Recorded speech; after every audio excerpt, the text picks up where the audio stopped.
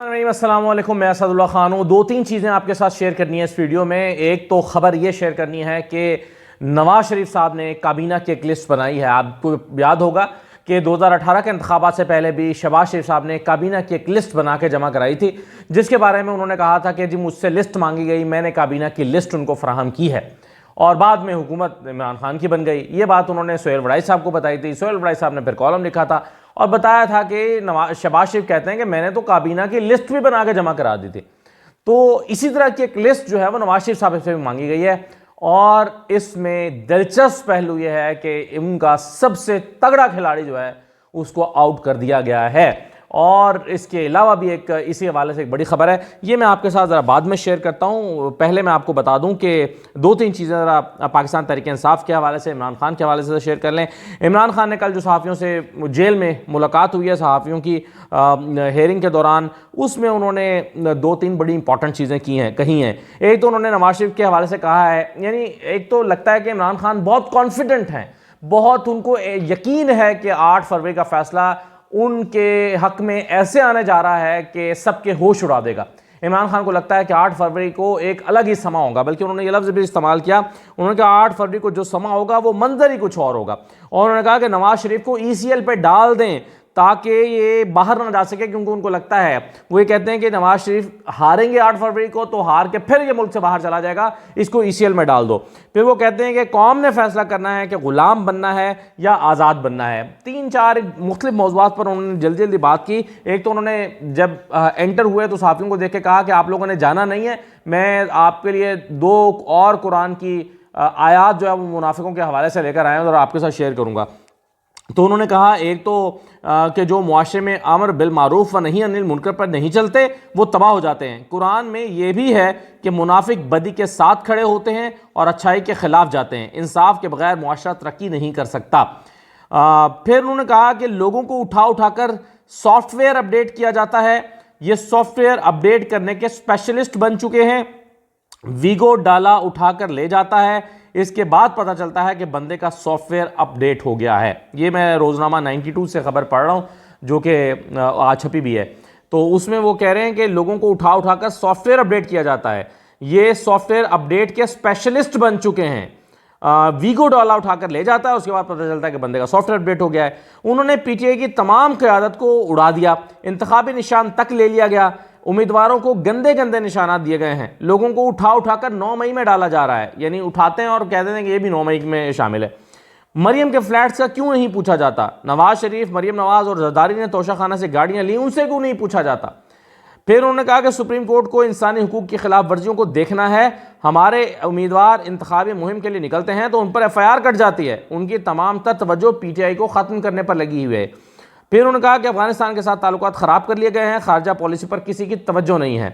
फिर उन्होंने ये भी कहा कि प्लान C, हाँ उनसे सवाल हुआ कि आपका प्लान C क्या है, तो इमरान खान ने जवाब दिया कि प्लान C किसी को नहीं बता सकते वरना फिर वीगो डाला पहुंच जाएगा। तो इस बात से तो लगता है कि इमरान खान के पास कोई प्लान C मौजूद है, लेकिन उस प्लान C के बारे में वो बता नहीं रहे कि वो प्लान C क्या है। उन्होंने कहा कि अगर बता दिया तो वीगो डाला आ जाएगा, इसलिए वो भी प्लान C बता नहीं सकते। फिर उन्होंने कहा कि मुझे व्हील चेयर से बायोमेट्रिक कराते हुए गिरफ्तार कर लिया गया और नवाज शरीफ की बायोमेट्रिक एयरपोर्ट पर जाकर की गई। फिर उन्होंने ये भी कहा कि पाकिस्तान की बेहतरी सियासी इस्तेकाम में है, जेल में मोबाइल फ़ोन से आज़ाद हो गया हूँ, रिलैक्स होने का टाइम भी मिल जाता है और वर्जिश का भी कर लेता हूँ। कौम को फैसला करना है, गुलाम बनना है या आज़ाद कौम। ये जंग आज़ादी की जंग है। क्या हमने हमेशा ताकतवर की गुलामी करनी है? जब तक जिंदा हूँ लड़ता रहूँगा, गुलामी कबूल नहीं करूंगा। नवाज शरीफ क्यों खामोश है? क्योंकि उसने गुलामी कबूल कर ली है। NRO के लिए PDM में इकट्ठे हुए, हमारा NRO लेने वालों से इत्तेहाद नहीं हो सकता। मैं पनामा पेपर्स में नहीं पकड़ा गया तो मुझ पर तोशाखाना का केस बना दिया गया। कड़े एहतसाब और कानून की बालादस्ती के बगैर पाकिस्तान तरक्की नहीं कर सकता। ये बातें इमरान खान ने की हैं सहाफ़ियों के साथ गुफ्तगू करते हुए। अच्छा, एक और चीज़ यह है कि फ़ैसले हुए हैं हाई कोर्ट से, मुख्तलिफ सियासतदानों की जो अपीलें गई हुई थी, ख़ासतौर पाकिस्तान तहरीक इंसाफ के लोगों की, कि वो इलेक्शन लड़ सकते हैं या नहीं लड़ सकते, तो उसमें इमरान खान के बारे में अब हाई कोर्ट का फैसला आ गया कि जो इलेक्शन नहीं लड़ सकते, शाह महमूद कुरैशी इलेक्शन नहीं लड़ सकते, परवेज़ इलाही भी नाअहल हो गए हैं, सनम जावेद भी नाअहल हो गई हैं, हम्माद अजहर भी नाअहल हो गए हैं, खुर्रम लतीफ़ खोसा को भी नाअहल कर दिया गया है और ताहिर सादिक भी इलेक्शन नहीं लड़ सकते। इसके अलावा कुछ और लोग भी हैं, लेकिन जिनको इलेक्शन लड़ने की इजाज़त मिल गई है उनमें शेख रशीद हैं, रेहाना इम्तियाज़ डार है, और रेहाना इम्तियाज़ डार इलेक्शन लड़ रही हैं और ख्वाजा आसिफ के लिए ख़तरे की घंटी है, ये उनके लिए बहुत मुश्किल हो जाएगा। शहराम तरकई इलेक्शन लड़ सकते हैं, आतिफ खान इलेक्शन लड़ सकते हैं। तो कुछ लोगों को इलेक्शन लड़ने की इजाज़त मिल गई है और कुछ लोगों को इलेक्शन लड़ने की इजाज़त नहीं है। अच्छा, एक चीज़ और कंट्रोवर्सी आजकल बहुत चल रही है, वो शेर अफजल मरवत के हवाले से चल रही है कि शेर अफजल मरवत जो हैं वो उनको सियासी सरगर्मियाँ मुअत्तल करने की हिदायत की गई और कहा गया है कि सिंध छोड़ के फ़ौरन आप इस्लामाबाद पहुँचें। शेर अफजल मरवत के हवाले से पार्टी में एक महाज बना हुआ है कि जी शेर अफजल मरवत गलत कर रहे हैं। शेर अफजल मरवत ने मतलब मेरा सवाल यह है कि आप अब तक की जो पीटीआई की कैंपेन है उसमें से शेर अफजल मरवत को निकाल दें तो पैसा बचता क्या है? मुझे यह बताएं कि क्या रऊफ हसन कैंपेन कर सकते हैं पीटीआई की?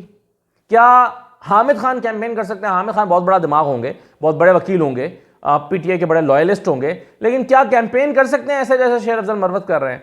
भाई आप पीटीआई की कैंपेन से शेर अफजल मरवत को निकाल दें तो पीछे बचता क्या है कैंपेन में? खैबर पख्तूनख्वा पूरा का पूरा सिंगल हैंडेडली शेर अफजल मरवत ने उठाया। हो सकता है उनसे गलतियां हुई हों, कुछ गलतियां की होंगी उन्होंने, कुछ हो गई होंगी उनसे सरजद, लेकिन उसकी इस्लाह करके, वार्न करके, समझा के उनको दोबारा मैदान में उतारना है कि उनको मैदान बदर करना है। तो मेरा ख्याल है पाकिस्तान तहरीक इंसाफ की ये स्ट्रैटेजी, या तो उनसे लोग जेलस है, या तो शेर अफजल मरवत से जेलस होकर समझ रहे हैं कि शेर अफजल मरवत जो है वो गलत समत में पार्टी को ले जा रहे हैं। मतलब उनको ये लगता है कि अगर शेर अफजल मरवत जो है वो इतना ज़्यादा ऊपर आएंगे तो फिर हम क्या करेंगे, या तो जेलस होकर ये कर रहे हैं और इल्ज़ाम ये लगा रहे हैं कि ये गलत समझ में पार्टी को लेके जा रहे हैं। तो शेर अफजल मरवत के हवाले से मेरा ख्याल है पार्टी को रीथिंक करने की ज़रूरत है। ऐसा नहीं है कि आप कहेंगे जी छोड़ छाड़ के घर बैठ जाओ, तो शेर अफजल मरवत घर बैठ गया तो पार्टी भी फिर कैंपेन रऊफ हसन करेंगे क्या? कौन करेगा कैंपेन? तो ये बड़ा मेरा ख्याल है इस पर दोबारा सोचने की ज़रूरत है। अच्छा, दूसरी तरफ जो पार्टी के निशानात हैं, जिसके इमरान खान का भी मैं हवाला दे रहा था, उन्होंने कहा कि गंदे गंदे निशान मेरी पार्टी के लोगों को दे दिए गए हैं। तो गंदे गंदे के अलावा जो है वो इस तरह की वारदातें भी हुई हैं। मसलन जो कामरान बंगश का हल्का है, वहाँ पर कामरान बंगश को, ये पेशावर हाईकोर्ट में केस चल रहा है, पेशावर हाईकोर्ट के पास वकील कामरान बंगश गए हैं अपने वकील के ज़रिए से, उन्होंने कहा कि जी कामरान बंगश को वायलिन का निशान दिया गया है और इसी हल्के में एक और इसी नाम का बंदा, कामरान नाम का ही बंदा है, उसको गिटार दे दिया गया है। तो कामरान बंगश को वायलिन दिया गया, कामरान को गिटार दे दिया गया। दोनों गिटार और वायलिन मिलते जुलते हैं। जब आप ब्लैक एंड वाइट में छपेगा निशान तो आम आदमी को, जिसको मतलब मेरे जैसे बंदे को भी शायद, सच्ची बात यह है कि मुझे भी पता ना चले कि वायलिन और गिटार है, ये वायलिन और ये गिटार है। देखने में आम आदमी को वायलिन और गिटार के बारे में क्या पता चलता है, और जबकि नाम भी कामरान हो। तो अब उस पर जो इलेक्शन कमीशन का वकील है वो मुखालफत कर रहा है, कह रहा है नहीं जी गिटार में और वायलिन में फ़र्क किया जा सकता है, गिटार और वायलिन में फ़र्क पता चल रहा है। और जी पेपर तो चले गए हैं प्रिंटिंग कॉरपोरेशन के पास, और भाई दो बंदे जिनका नाम कामरान है, जानबूझ के ये वारदात डाली गई है कि आप मिलते जुलते निशानात दें ताकि लोग कंफ्यूज हों, और एक आज़ाद उम्मीदवार जिसका नाम कामरान है उसको भी इसी तरह का आप निशान दे दें तो वोट जो है वो ज़ाया हो जाए। उस पर इलेक्शन कमीशन के वकील मान नहीं रहे और कह रहे हैं कि नहीं जनाब, जो है वो तो छपने चले गए हैं, हालांकि अभी छपे नहीं होंगे, और अगर छप भी गए हैं तो ये इतनी बड़ी गलती है कि एक हल्के के बैलेट पेपर दोबारा भी छप सकते हैं, इसमें कोई बहुत बड़ी रॉकेट साइंस नहीं है। लेकिन इंटेंशन इलेक्शन कमीशन की बड़ी वाज़ेह नज़र आती है, और आरओज़ जो हैं वो जिस तरह से आलाकार बने हुए हैं इलेक्शन कमीशन के। कल कोई मैं सुन रहा था, कह रहा था कि जी आरओज़ जो हैं, गालिबन अहमद बिलाल महबूब कह रहे थे कि जी आरओज़ तो इलेक्शन कमीशन के का मातहत तो नहीं है। बिल्कुल है जनाब, जब वो जो आरओज़ बन गए हैं, जब उनको आरओज़ की ड्यूटी दे दी गई है, तो सिर्फ वही नहीं बल्कि सेक्रेटरी, चीफ सेक्रेटरी और आईजी पंजाब जो हैं वो भी इलेक्शन कमीशन के मातहत आ जाते हैं जब इलेक्शन अनाउंस हो जाता है। तो इसलिए ये कहना कि जी वो इनके मातहत नहीं है, इन्हीं के मातहत हैं और इन्हीं के कहने पर चल रहे होते हैं। अच्छा, आईजी पंजाब ने लिस्ट दी है, लिस्ट नहीं दी लेकिन सिर्फ बताया कि 19 सियासतदानों की जान को पंजाब में खतरा है। 19 सियासतदानों को वो जिक्र कर रहे हैं लेकिन लिस्ट नहीं दे रहे, बता नहीं रहे कौन है। तो अल्लाह करे कि वो इन 19 सियासतदानों की जान की हिफाजत में उतना ही जोर लगाएं जितना वो 9 मई के मुलजिमों को पकड़ने के लिए लगाते हैं, और ताकि इन लोगों की जान की हिफाजत की जा सके। अब आ जाइए ज़रा उस स्टोरी पर जिसकी मैंने शुरू में बात की थी, नवाज शरीफ के हवाले से। देखें, मैंने आपको जैसा कि पहले भी कहा कि एक काबीना की लिस्ट शहबाज शरीफ साहब ने 2018 के इलेक्शन से पहले भी जमा कराई थी और कहा था कि जनाब ये मेरी काबीना की लिस्ट है, मैं हुकूमत बनाऊंगा तो हमारी हुकूमत बनेगी तो ये लिस्ट होगी। ये बात उन्होंने खुद सोहेल बड़ाई साहब को बताई और सोहेल बड़ाई साहब ने फिर कॉलम में लिख के बताई कि शहबाज शरीफ की तो काबीना भी फाइनल हो चुकी थी लेकिन हुकूमत पीटीआई की बन गई। तो बताने की बात यह थी शहबाज शरीफ साहब को कि भाई हमारे सारे मामला तो तय थे, तो लेकिन ये अचानक क्या हो गया कि हमारी काबीना बन के भी फिर हुकूमत किसी और की बन गई। एक ऐसी ही लिस्ट अब भी काबीना की जो है वो बनी है और नवाज शरीफ साहब से मांगी गई है और नवाज शरीफ साहब को वाज़े तौर पर यह पैगाम दिया गया कि जनाब इकॉनमी ऐसे नहीं चल सकती जैसे चलती रही है और ख़ास तौर पर जैसे 16 महीने में चलाई है, और इसहाक डार किसी सूरत कबूल नहीं है। इसहाक डार साहब काबिल कबूल नहीं होंगे। इसहाक डार साहब आइंदा काबीना में नज़र नहीं आ रहे हैं। जैसे फैसल वोडा कहते हैं ना कि मुझे इमरान खान आइंदा इलेक्शन में ना इमरान खान नज़र आ रहे हैं ना बल्ला नज़र आ रहा है, जैसे उन्होंने 6 महीने कहा था, ऐसे ही मैं भी कह रहा हूँ कि मुझे आइंदा काबीना में इसहाक डार नज़र नहीं आ रहे। मुझे इसहाक डार आइंदा काबीना में नज़र नहीं आ रहे। मुआशी टीम कोई और होगी और वैसे नहीं होगी जैसे रवायती अंदाज में इसहाक डार साहब डॉलर को 350 पर ले गए थे। क्या हुआ उसके बाद, जाने के बाद आप देखें ना, इसहाक डार के जाने के बाद डॉलर वापस आया, चलें कदरे मुस्तहकम तो हुआ रुपया, पहले से बेहतर तो हुआ कि 280 के करीब करीब आके रुक गया, वरना इसहाक डार तो पता नहीं इसको 400 पर ले जाने वाले थे। तो बड़े तजर्बाकार थे लेकिन अपने वही पुराने गिमिक्स खेलते हैं। तो इसहाक डार साहब जो कि नवाज शरीफ के इतने करीबी साथी हैं कि उनको डिप्टी वज़ीर-ए-आज़म कहा जाता है और समझा जाता है, और जब वज़ीर-ए-आज़म थे नवाज शरीफ तो समझा जाता था कि सारी हुकूमत तो दरअसल इसहाक डार ही चला रहे हैं। और अभी जो है इसहाक डार साहब हैं, उनके पास पूरी की पूरी कैंपेन है नून लीग की। तो इतने अहम खिलाड़ी हैं, इतने तगड़े खिलाड़ी हैं और नवाज शरीफ के करीबी और बाएतमाद साथी हैं और रिश्तेदार हैं, करीब तरीन रिश्तेदार हैं। तो इसहाक डार जो है वो अगली काबीना में आते हुए दिखाई नहीं दे रहे।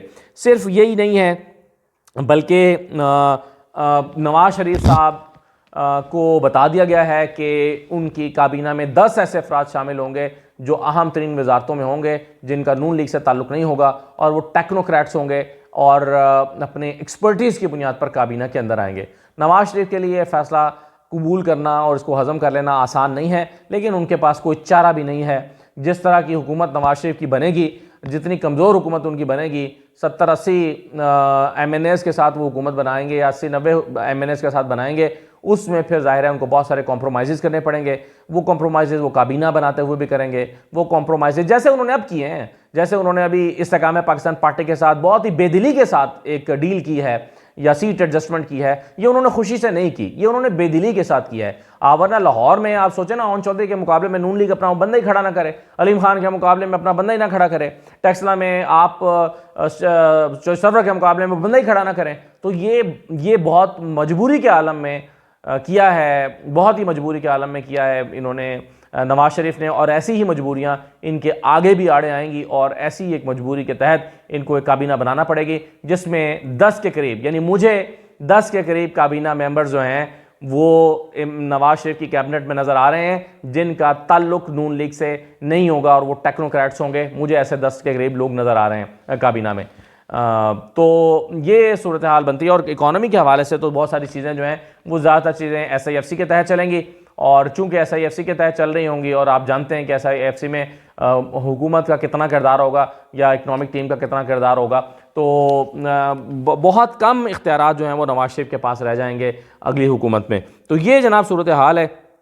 और नवाज शरीफ एक कमज़ोर तरीन वज़ीर-ए-आज़म अगर बनते हैं तो, वैसे तो मैं अभी आपको इमरान खान का बता रहा था, इमरान खान समझते हैं कि समय कुछ और होगा, 8 फरवरी को 9 फरवरी को समय कुछ हो रहा, मंजर ही कुछ और होगा, समा नहीं समा ही कुछ और होगा और मंजर ही कुछ और होगा, और वो समझते हैं कि ऐसा रिज़ल्ट आएगा कि नवाज शरीफ लंदन ऐसे भागेंगे कि लंदन जाके दम लेंगे।